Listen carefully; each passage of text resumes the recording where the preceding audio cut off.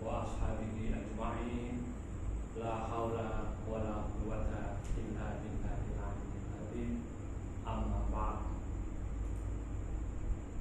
Pemirsa Demak TV yang berbahagia, malam ini malam yang ke-6 Ramadan 1441 Hijriah. Alhamdulillah kita semuanya masih di dalam ma'unah Allah, sehat walafiat, bisa mengikuti kegiatan di bulan suci Ramadan di tengah-tengah wabah corona.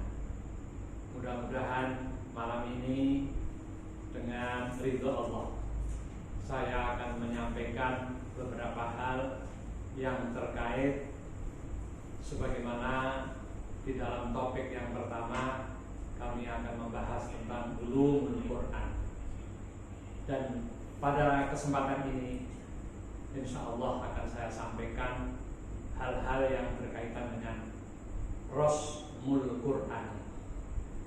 Rasmul Qur'ani atau biasa orang menyebut Rasm. Kita akan membicarakan satu disiplin ilmu, yakni Rasmul Qur'an. Rasmul Qur'an itu apa toh? Rasmul Qur'an itu adalah tulisan Al-Qur'an. Kalau ditambah dengan ilmu Rasmul Qur'ani, ya berarti ilmu tentang tulisan Al-Qur'an. Barangkali ada yang bertanya, seberapa penting sih kita tahu tentang ilmu ini? Supaya kita tahu saja, barangkali untuk generasi yang tua-tua, Al-Quran ini tulisannya ini ada berbagai versi. Saya pernah ketemu dengan Mushaf Afrika. Ternyata Mushaf Afrika, tulisan Al-Quran dari Afrika, itu tidak mudah dibaca. Tulisannya tidak begitu indah, tetapi itulah yang terjadi. Setiap negara punya mushaf, punya lajnah tashih mushaf, dan itulah Rasm, itulah tulisan Al-Quran. Oleh karena itu, Bapak dan Ibu hadirin hadirat yang berbahagia, kalau kita merunut ilmu Rasmul Qur'ani ini, banyak orang yang tahu, tetapi juga banyak orang yang tidak tahu. Di dalam acara kita Majelis Ulama Indonesia Kabupaten Demak pada bulan Ramadan tahun ini, alhamdulillah secara berurutan, beriringan, setiap sore dan malam bergantian narasumber bekerja sama dengan Demak TV, dan saya mengacu dari dua kitab, yakni Mabahis fi Ulumil Quran karya Profesor Dr. Subki Sadik, dan dalam judul yang sama ditulis oleh Mana Al-Qattan. Oleh karena itu, malam hari ini dalam waktu yang tidak terlalu lama, saya akan mencoba memaparkan dari dua ringkasan kitab itu yang saya sarikan dengan beberapa poin. Yang pertama, perlu saya sampaikan bahwa pemeliharaan dan pengumpulan ayat-ayat Al-Quran di masa Rasulullah itu ada dua cara. Yang pertama hafalan, yang kedua tulisan. Dulu para sahabat banyak yang hafal Al-Quran. Banyak sahabat yang begitu ayat turun dibawa malaikat Jibril disampaikan kepada Rasulullah Muhammad SAW, itu dihafal oleh para sahabat. Maka kalau kita berbicara tentang bagaimana pemeliharaan dan pengumpulan ayat-ayat Al-Quran di masa Rasulullah, jawabannya dua. Yang pertama hafalan, yang kedua tulisan yang bersejarah. Dulu Di zaman Rasulullah belum ada kertas, belum ada laptop, belum ada komputer. Jadi tulisan yang ada adalah tulisan yang sangat sederhana. Ditulis di pelepah kurma, di kulit-kulit kontak yang kering, kemudian ditulis di batu-batu. Oleh karena itu, penulisan di masa Rasulullah ini didasari atas hafalan, dan yang kedua adalah tulisan-tulisan yang terserak. Yang kedua, bagaimana di masa Abu Bakar? Di masa Abu Bakar, tulisan-tulisan yang berserak, baik di pelepah kurma, di kulit, di batu-batu, dikumpulkan menjadi satu, dan pengumpulan ini sekaligus ditertibkan ayat-ayat dan suratnya atas perintah Abu Bakar. Sekalipun menurut data di dalam buku dinyatakan bahwa ada beberapa mushaf sahabat. Ada mushaf Ali bin Abi Thalib, ada mushaf Ubay bin Ka'ab, ada mushaf Ibnu Mas'ud. Tetapi apa yang dirintis sahabat Abu Bakar As-Siddiq ini berbeda dengan ketiga mushaf itu. Oleh karena itu, sahabat Ali karramallahu wajhah mengomentari apa yang dilakukan oleh sahabat Abu Bakar ini dengan mengatakan beliau itu a'dhamun nasi ajran fil masahifi Abu Bakr, rahmatullah ala Abi Bakr, huwa awwal man jama'a kitab Allah. Semulia-mulia manusia di dalam memperoleh pahala ketika mengumpulkan mushaf Al-Quran adalah Abu Bakar, karena jasa Abu Bakar yang sudah merintis pengumpulan Al-Quran. Ini kata Sayyidina Ali karramallahu wajhah, rahmatullah ala Abi Bakr, mudah-mudahan Allah memberikan rahmat kepada Abu Bakar. Didoakan. Buat awal man jama'a kitab Allah. Beliaulah orang pertama yang mengumpulkan kitab Allah, yakni Al-Qur'an. Jadi kalau kita lihat di dalam sejarah, memang di masa Nabi belum ada pengumpulan itu. Tetapi para sahabat banyak yang hafal Al-Quran, sudah ada tulisan walaupun sederhana. Dan ketika Sayyidina Abu Bakar menjadi khalifah, mulailah kepentingan mengumpulkan ayat-ayat Al-Quran itu dirintis. Hadirin hadirat yang berbahagia, ketika Utsman bin Affan menjadi khalifah, Islam telah tersiar sampai ke Syam dan Irak. Jadi Islam ini sudah tersebar luas sekali sampai Syam dan Irak. Dan ketika Utsman mengerahkan tentara ke Syam dan ke Irak untuk menghadapi penduduk Azerbaijan, datanglah sahabat Hudzaifah memberitahu bahwa di negara-negara yang dikunjungi oleh Hudzaifah, di antaranya wilayah-wilayah yang mulai berkembang Islamnya, terjadi perselisihan bacaan. Anak-anak kecil karena lidahnya berbeda dengan orang Madinah, ketika membaca Al-Quran itu mungkin makhrajnya tidak sama dengan penduduk Madinah. Orang-orang Irak yang lidahnya tidak sama dengan penduduk Madinah mungkin melafalkan Al-Quran tidak sama dengan penduduk Madinah. Kira-kira kalau sambil guyon kita contohkan, orang Demak, orang Jawa Tengah, sama-sama Jawa Tengah, tetapi kalau sudah Demak, Solo, Cirebon, Kebumen, Tegal, ini lidahnya sudah berbeda. Kalau kita bilang sego atau nasi, orang Tegal bilangnya segar. Misalnya saja satu kata itu bisa berbeda pengucapan. Kira-kira seperti itulah. Oleh karena itu sahabat Hudzaifah lalu lapor kepada Sayyidina Utsman. Bagaimana ini Sayyidina Utsman? Kalau terjadi terus-menerus, malah justru mestinya membaca Al-Quran, tapi yang terjadi perselisihan. Oleh karena itu, lalu Hudzaifah usul agar mushaf di zaman Abu Bakar ini dikirim ke negara-negara Islam. Karena khawatir nanti anak-anak, orang dewasa cekcok hanya karena bacaan Al-Quran yang berbeda.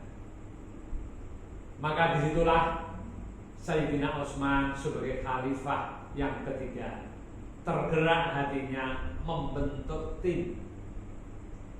Tim ini bermusyawarah dulu dengan putri Abu Bakar, yakni Hafsah binti Umar. Kemudian beliau berdiskusi bagaimana kalau ini dibentuk tim. Oleh karena itu, ketika itu dibentuklah yang namanya tim Rubaiyah. Tim 4 yakni diketuai oleh Zaid bin Thabit. Kemudian anggotanya ada Abdullah bin Zubair, ada Sa'id bin As, ada Abdurrahman bin Haris. Tim 4 ini, Lajnah Rubaiyah ini, yang diberi tugas oleh Utsman untuk menyusun mushaf yang baru. Oleh karena itu, ketika tim Rubaiyah ini sudah jalan, Utsman sebagai khalifah berpesan kepada tim ini, idza talaqtum antum wa Zaid bin Thabit fi syai'in minal Qur'an faktubuhu bi lisani Quraisy fa innahu innama nuzila bi lisani. Idza talaqtum ing dalem nalikane beda pendapat sira, antum ya sira tim 4 orang tadi itu, wa Zaid bin Thabit fi syai'in, sementara Zaid bin Thabit berpendapat minal Quran, dari Al-Quran, faktubuh, maka tulislah Al-Quran itu bilisani Quraisy, dengan lisan Quraisy. Fa innahu innama nuzila bilisani, karena Al-Quran itu diturunkan menggunakan lisan Quraisy. Kita tahu kanjeng Nabi kita, Nabi Muhammad sallallahu alaihi wasallam, orang Arab dari suku Quraisy. Makanya dipesan oleh Khalifah Utsman bin Affan, kalau terjadi perbedaan pendapat, ikuti lidah Quraisy, lisan Quraisy, ya, karena Al-Quran itu diturunkan dengan menggunakan bahasa Quraisy. Ini pesan daripada Sayyidina Utsman kepada tim Rubaiyah atau yang dikenal dengan tim 4. Singkat cerita, para hadirin yang dimuliakan Allah, Al-Quran ini selesai ditulis, yang kita kenal dengan Al-Mushaf, lebih terkenal dengan Mushaf Utsmani karena ditulis ketika zaman Utsman bin Affan menjadi khalifah. Ditulis kemudian dikirim ke Mekah 1, ke Syria 1, ke Basrah 1, ke Kufah 1, dan 1 disimpan di Madinah. Saya mengambil paragraf data ini sesuai dengan buku literatur yang saya baca. Tetapi di dalam keterangan yang lain, di dalam beberapa buku, ada satu buku khusus yang membicarakan tentang Rasmul Quran. Itu di situ dikatakan penulisan mushaf itu tidak 5, tetapi 6. Jadi kalau data ini, karena saya menggunakan 2 buku baku, 2 kitab baku karya Profesor Dr. Subhi Saleh dan Mahna Al-Qattan, maka saya kutip sesuai dengan data di dalam buku itu. Soal nanti pendengar ada data yang lain silakan, tetapi inilah yang menjadi kajian kami dengan 2 literatur baku yang saya pakai.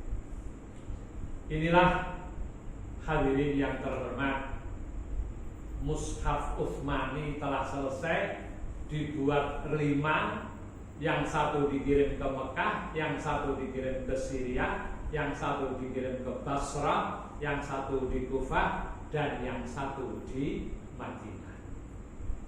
Oleh karena itu, mushaf ini adalah mushaf baku yang ketika itu ditulis pada tahun 25 Hijriah.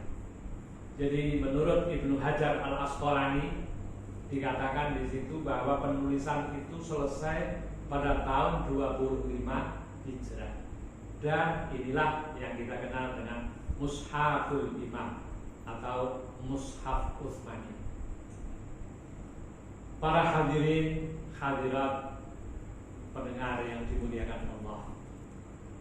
Jadi Lajnah Rubaiyah ini, tim 4 ini luar biasa, bekerja siang dan malam mengumpulkan manuskrip-manuskrip yang ada pada waktu itu dari berbagai para sahabat yang memiliki tulisan.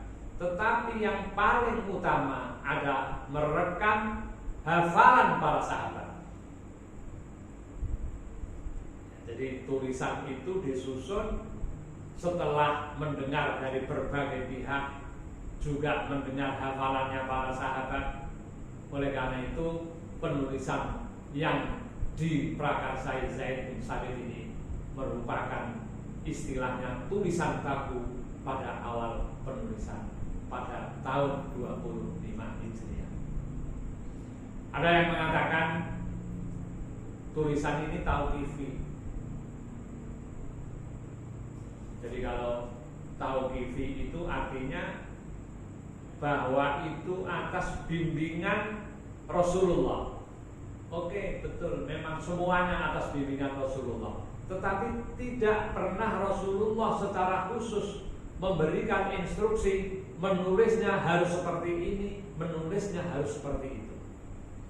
Oleh karena itu ada ulama yang mengatakan ini laisa tauqifiyah, bahwa Rasul itu bukan tauqifi. Walaupun ada pendapat misalnya Ibnul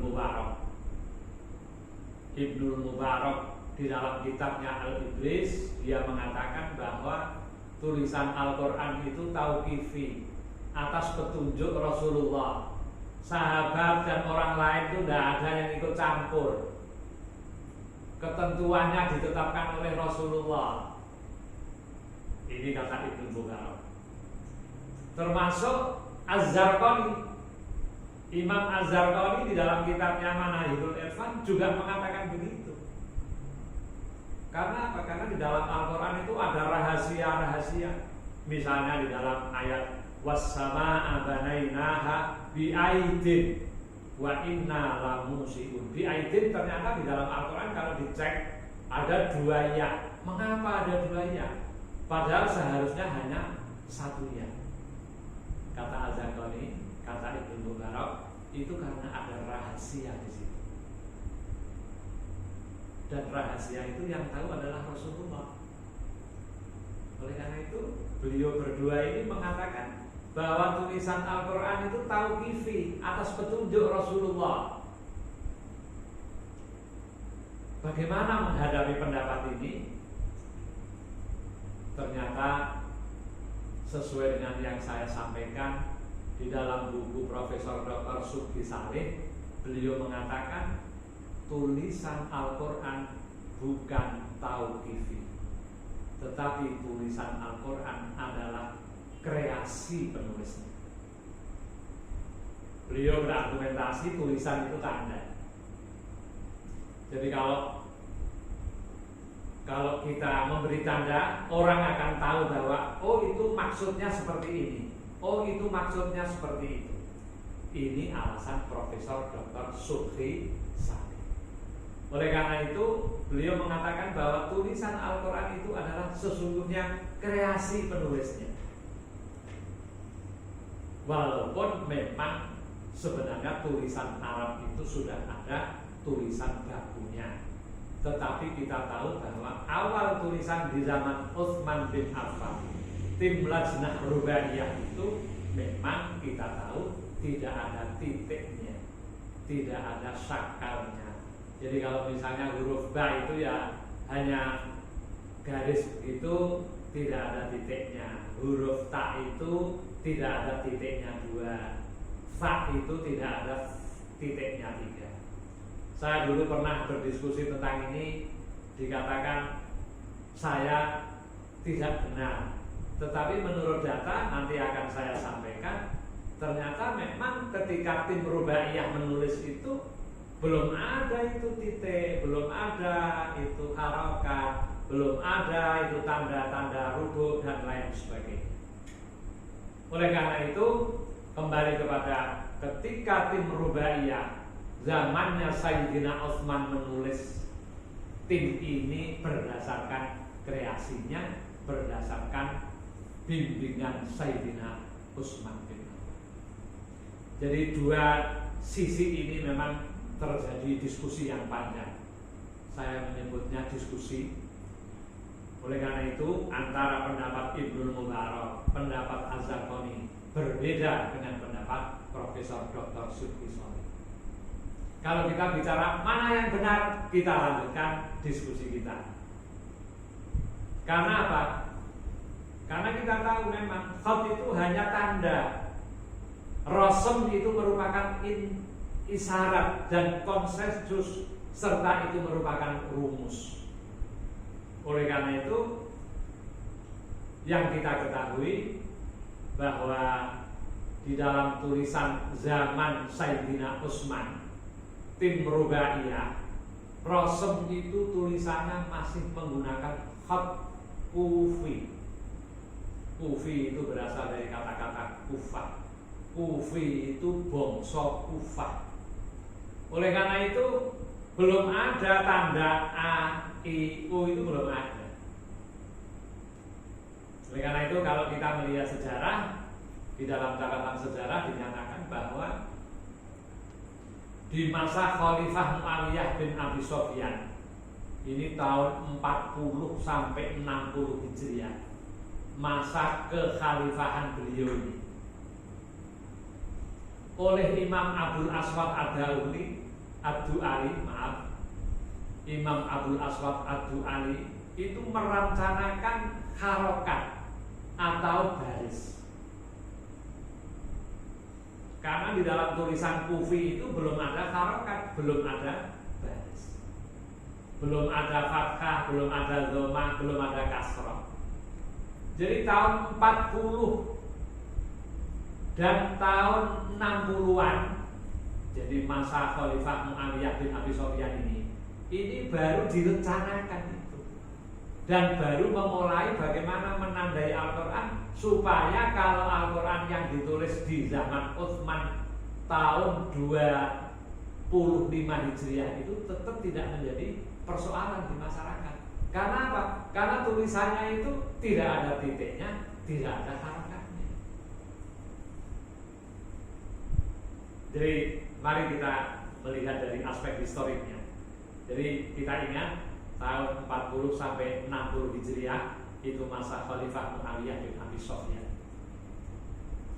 Kemudian yang kedua, pada masa Abdul Malik bin Marwan tahun 65 Hijriah sampai tahun 86 Hijriah, dengan perantara Hajjaj bin Yusuf, maka dibuatlah titik. Ba titiknya 1 di bawah, ta titiknya 2 di atas, sa titiknya 3 di atas. Kemudian jim hak kho itu kan hurufnya sama, jim titiknya di tengah, hak tidak ada titiknya kha, kemudian titiknya di atas. Ini ditulis ini zaman Hajjaj bin Yusuf ketika Khalifah Abdul Malik bin Marwan tahun 65 tahun 80. Jadi kalau kita runut dari tahun ke tahun ini cukup panjang.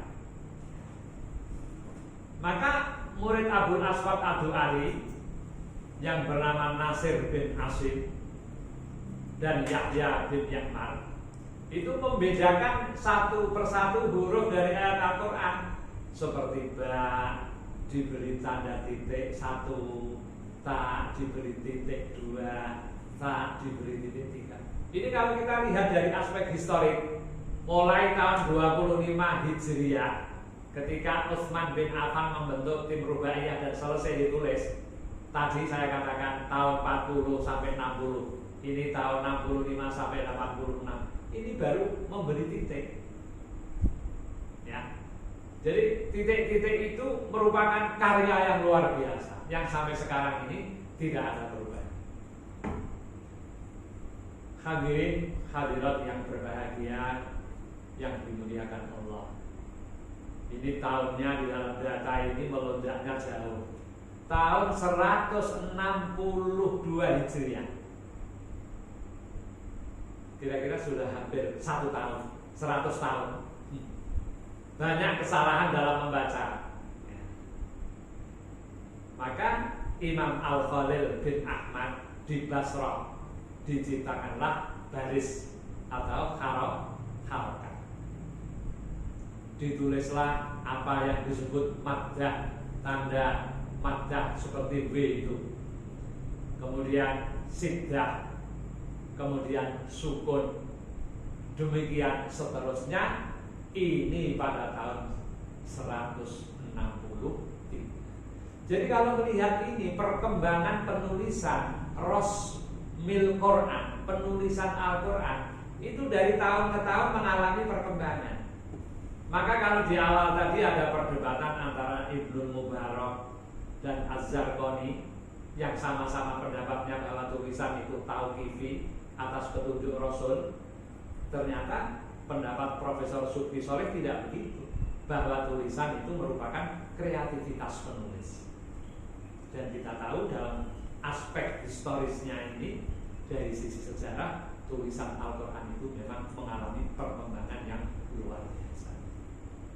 Karena kita tahu bahwa tulisan Al-Quran yang sekarang kita baca itu bukan lagi kufi, bukan lagi tidak ada titik dan harokat, tetapi sudah ada titik dan harokat. Yang kajian sejarahnya tadi sudah kami singgung.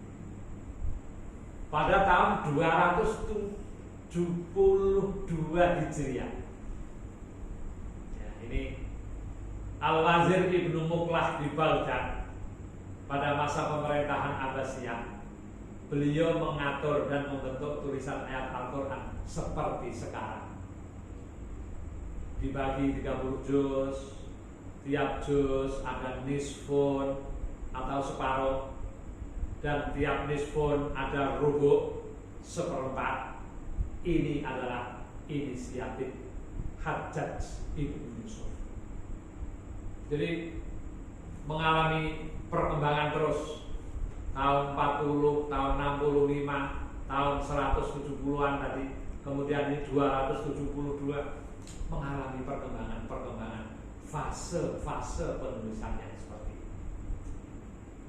Inilah makanya jelaslah dari dua pendapat tadi, yang mengatakan tauqifi, yang satu mengatakan laisa bi taufiqi. Yang taufiqi mengatakan atas dasar petunjuk Rasul, tetapi yang kedua laisa tauqifi, bahwa Rasul itu, bahwa tulisan Al-Quran itu adalah pijakannya adalah kreativitas penulis. Ini mudah-mudahan tidak disalahpahami. Nanti jangan-jangan ada yang baru mengerti hari ini mengatakan, oh itu Pak Arif itu menyimpang itu. Tapi data sejarahnya seperti itu. Oleh karena itu mari kita belajar. Jadi tulisan itu tanda, tulisan itu rumus. Yang namanya tanda, rumus, bisa kita membuat kreativitas sendiri.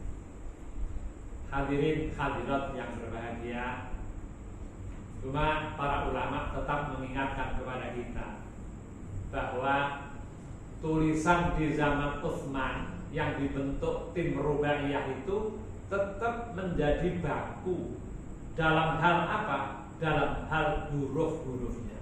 Yang ada perkembangan itu adalah tanda-tanda titik, harokat, rubuk, nisfun itu. Tetapi penulisan itu tetap seperti mengikuti zaman ketika tulisan itu masih khat kufi. Nah, ini yang sering masyarakat menjadi bingung. Ya, apalagi yang tidak menekuni, hanya mendengar. Oleh karena itu ada pesan Imam Ibnu Hanbal mengatakan tahrumu mukhalafatu khatti mushafi Utsmana fi wawin au alifin au ya'in au ghairi dzalik. Gitu ya. Haram menyalahi tulisan mushaf Utsmani. Jadi kalau ketika mushaf Utsmani ada wawu, ya kita harus menggunakan wawu itu sebagai sesuatu yang baku. Kalau di dalam mushaf Utsmani itu ada ya di dalam kalimatnya, walaupun mungkin bertentangan dengan nahwu, saya tidak bicara sampai jauh ke sana, ya tetap kita ikuti. Oleh karena itu Ahmad bin Hanbal mengatakan tahrumu mukhalafatu khatti mushafi Utsman fi wawin au alifin au ya'in au ghairi. Jadi disinilah jelas, walaupun ada tanda baru dari perkembangan zaman ke zaman, tetapi huruf-huruf itu tidak boleh berubah, harus persis sama ketika tim Rubaiyah itu menyusun pada tahun 25 Hijriah. Ya. Inilah beberapa hal yang terkait dengan Rasmul Quran. Ada juga pendapat, banyak sekali pendapat, tidak mungkin saya sebut semua. Ada pendapat Al-Iz bin Abdissalam, beliau mengatakan la tajuzu kitabatul mushafil an alal marsumil awal. Jadi tidak boleh mushaf pada masa sekarang ini ditulis seperti zaman awal. Orang tidak bisa baca karena zaman awal itu tidak ada titik, tidak ada harokat. Tidak hanya seperti kitab gundul, titiknya saja tidak ada zaman awal-awal itu. Maka dikatakan la tajuzu kitabatul mushaf al-ana alal marsumil awal. Tidak boleh. Oleh karena itu, ini adalah bagian dari ilmu di mana orang awam ini tentunya tidak bisa membaca kalau kita mengikuti tulisan pada zaman Utsman bin Affan. Ini beberapa sari yang saya kutip dari dua buku. Mudah-mudahan ini bisa menjadi bahan diskusi. Kalau pada saat ini kami menyampaikan mungkin sekian persen ada yang dipahami dan sekian persen ada yang tidak dipahami, itu wajar. Dan saya yakin mungkin ada pertanyaan dari Bapak dan Ibu pendengar semua, bisa disambung di dalam diskusi di dalam kesempatan yang berbeda. Saya hanya memantik, ya, jadi hanya mengungkap sekilas bagaimana sesungguhnya tulisan Al-Quran itu. Makanya kalau anak sekarang ini, pernah suatu saat saya tanya, dia belajar qiraati, biasanya menggunakan Al-Quran Menara Kudus. Lalu saya bawa Mushaf Haramain. Ada yang kesulitan membaca. Mengapa kesulitan membaca? Karena polanya beda. Apalagi seperti awal tadi saya sampaikan, apalagi kalau itu Mushaf Afrika, akan lebih sulit. Makanya kita di Indonesia ini berbahagialah kaum muslimin muslimat bahwa penulisan di sini betul-betul diawasi oleh lajnah, ya, lajnah Al-Quran itu luar biasa. Di mana ada percetakan mau mencetak Al-Quran itu harus diteliti betul, jangan sampai salah. Nah, di mana-mana ada lajnah Al-Quran. Kalau orang haji pulang dari haji dibawahi Al-Quran, mushaf Karomen, yang tulisannya Al-Quran bagus, sudah dengan tanda-tanda. Maka ada sering pertanyaan yang nakal, mungkinkah pada saatnya nanti Al-Quran itu mengalami perubahan tanda? Ini memang bisa memicu persoalan kalau didengar orang awam, lalu dipersoalkan menjadi perdebatan yang panjang. Sebab begini, kalau kita melihat dari aspek historiknya, mulai tahun 40 Hijriah sampai tahun 60 tadi, ketika awal-awal mengalami keinginan perubahan tulisan, walaupun itu hanya titik dan harokat, tetapi dalam perkembangannya penulisan itu mengalami perkembangan yang luar biasa. Misalnya kalau saya sampaikan kepada hadirin semua pertanyaan yang nakal, misalnya begini, bolehkah Al-Quran itu diberi inisial tanda petik? Misalnya begini, wa in qala rabbuka lil malaikati, wa in qala, dan ketika berkata Rabbuka, Tuhanmu, lil malaikati, kepada malaikat, kemudian diberi titik 2. Wa qala rabbuka lil malaikati inni ja'ilun fil ardi khalifah, misalnya begitu di dalam surat Al-Baqarah. Ini sesungguhnya saya ja'ilun, akan menciptakan, akan membuat fil ardi, di bumi, khalifah, yang dimaksud Adam itu. Terus tanda petik tutup. Nah, misalnya begitu. Ada pertanyaan yang nakal seperti itu, mungkin enggak? Kalau orang yang belajar ulumul Quran, ya biasanya dijawab, ya mungkin saja. Segala kemungkinan serba terjadi. Sekarang ngaji saja pakai online, ya tak? Jadi serba terjadi. Inilah, saya tidak ingin jauh kemana-mana, nanti semakin bingung para hadirin, karena memang apa yang saya sampaikan ini berbeda dengan teman-teman yang lain.